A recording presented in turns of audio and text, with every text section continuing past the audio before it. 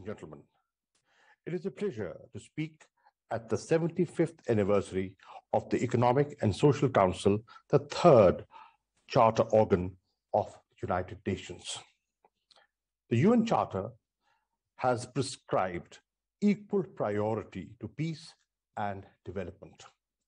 One cannot be realized without the other. The Economic and Social Council is mandated under the Charter to promote better standards of life in larger freedoms through international economic cooperation. Today, ECOSOC's role has become even more critical than it was 75 years ago. The world is facing an unprecedented triple crisis: COVID-19 pandemic, the worst economic recession in a century, and a looming climate and environmental calamity. The global response to this triple crisis must be simultaneous and synergetic. This coherent and coordinated response can be best promoted within the framework of the Economic and Social Council, which sits at the apex of the UN system of specialized agencies, autonomous organizations, and subsidiary bodies. Excellencies, ladies and gentlemen, Pakistan confronted the COVID crisis just as my government had succeeded in achieving macroeconomic stability in our balance of payments and fiscal accounts. Our Prime Minister opted a policy of selective or smart lockdowns to save lives without disrupting livelihoods. This was accompanied by the largest economic relief and social protection program in Pakistan's history to ensure that the poorest and vulnerable segments of our population did not suffer and small businesses did not collapse. Employment was generated through support for construction, agriculture, and reforestation programs. We've been fortunate in containing COVID-19 casualties, although restrictions remain in place to prevent a fourth wave from deadlier versions of the virus. Our economy is back on a healthy growth trajectory, and Pakistan's social protection program, SARS, which is compassion, is recognized as a global model. My government believes that given the massive rise in poverty and vulnerability caused by the pandemic, it is essential to incorporate a sustained social protection program as an essential component of the response to the triple crisis we are facing. Pakistan, Finland, and Costa Rica, with the cooperation of the World Bank and the UN DESA, have initiated a proposal for the universal adoption of social protection in development strategies. We need an agreed global strategy to address the triple crisis. Agenda 2030, the SDGs, the Addis Ababa Action Agenda, the Paris Agreements, and the Biodiversity Convention provide the blueprint for such an agreed global strategy. Pakistan's Prime Minister outlined the main elements of such a strategy on the 13th of July in his address to the high-level political forum.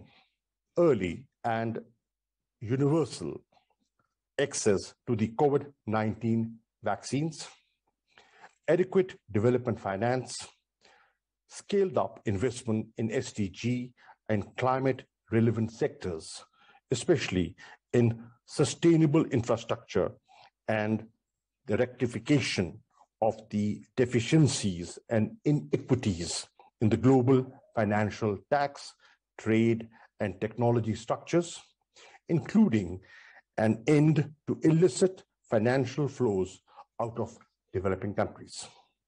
Excellencies, massive investment in sustainable infrastructure, energy, transportation, agriculture, and manufacturing is indispensable to achieve the SDGs and the climate objectives. Pakistan's infrastructure development strategy is designed to take advantage of a large pool of young people and our geo-economic location at the crossroads of South Asia, Central Asia, West Asia, and China. With the welcome support and cooperation of our partner, China, Pakistan is forging ahead with implementation of the China-Pakistan Economic Corridor, a flagship project of the Belt and Road Initiative. The first phase of CPEC is nearly complete, and the second phase, envisaging the creation of special economic zones, has been initiated. Special economic zones are open to participation of third countries. Pakistan greatly appreciates the intention of several fraternal and friendly countries, including Saudi Arabia, UAE, Turkey, and others, to invest in Pakistan's economy. We have noted with interest the decision of the G7 countries to launch the Build Back Better World infrastructure initiative, which can complement existing initiatives.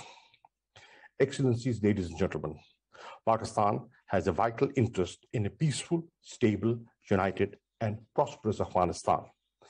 This would enable Pakistan and Afghanistan to serve as a bridge connecting Central Asia and the Arabian Sea and beyond. There are numerous shovel-ready projects awaiting peace in Afghanistan, such as the Tapi gas pipeline from Turkmenistan, the Kasa 1000 electricity grid from Tajikistan, and the railway connecting Uzbekistan, Afghanistan, and Pakistan. A just solution is essential for the Jammu and Kashmir dispute on the basis of the UN Charter, Security Council resolutions, and the wishes of the Kashmiri people.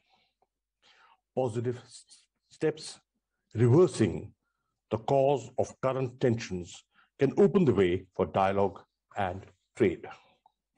Excellencies, ladies and gentlemen, it is said that war is conceived in the minds of men. Likewise, the desire for peace and cooperation can also emerge from the minds of men and women who, if inspired by reason and aware of the momentous global challenges confronting humanity, cannot but opt for international cooperation rather than rivalry and confrontation.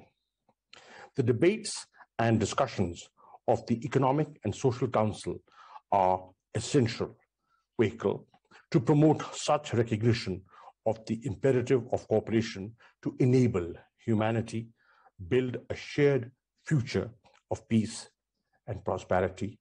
I thank you. वज़ीर ख़ारजा शाह महमूद कुरैशी अक़वाम मुत्तहिदा के ECOSOC forum से ख़िताब कर रहे थे। Video link खिताब था। उनका ये कहना था कि कोरोना की वजह से तमाम दुनिया को माशी मसाइल का सामना रहा है। हमने कोरोना सूरत हाल का बेहतर अंदाज में मुकाबला किया। स्मार्ट लॉकडाउन की पॉलिसी को पूरी दुनिया में पजीराई मिली। पाकिस्तान हमेशा से पुरअमन और मुस्तहकम अफ़गानिस्तान का ख़्वाह है। पाकिस्तान वस्त एशियाई रियासतों समेत इलाकाई रवाबित का हामी है।